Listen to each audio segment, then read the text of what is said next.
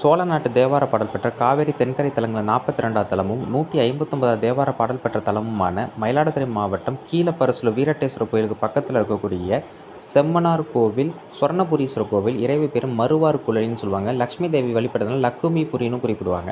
சம்பந்தர் ஒரு பதிகமும் அப்பர் 2 பதிகளும் பாடியிருக்காங்க. கீழே 16ம் மேலே 16 இதழ்களை கொண்ட தாமரை போன்ற ஆவுடையாரில் மூலவர் லிங்க திருமேனியாக இருக்கிறார். அதேமாதிரி இந்த கோவிலோட இறைவன் வந்து அப்படியே ஜொலிக்கிறார். தங்க நிறத்தில் இருந்த காரணத்தினால சொர்ணபுரீஸ்வரர்னும், இந்த கோவில் விமானமே ஒரு காலத்தில் தங்கத்தால் பொறிக்கப்பட்ட காரணத்தினால செம்பொன்னார் கோவில் அப்படிங்கிறது மாதிரி செம்மனார் கோவில் மாறிட்டு. இந்த கோவிலில் தான் தாக்ஷாயினி பிறந்ததாகவும், அதேமாரி வீரபத்ரர் அவதரித்து பக்கத்தில் உள்ள கீழப்பரசலூரில் போய் தக்ஷன் நடத்தின யாகத்தில் வந்து தக்ஷனை வந்து கொன்றதாக சொல்லப்படுது. அதனால தான் இந்த கோவிலோட இறைவி வந்து பார்த்திங்கன்னா தெற்கு பக்கம் நோக்கி கீழப்பரசலூரை பார்க்குற அமைப்பில் இருப்பாங்க. இந்த கோவிலோட முருகன் வந்து பார்த்திங்கன்னா பிரம்மசாஸ்தா முருகனாக இருக்கார். இப்படி எண்ணற்ற தகவல் கொண்ட சூப்பரான ஒரு கோயிலுங்க.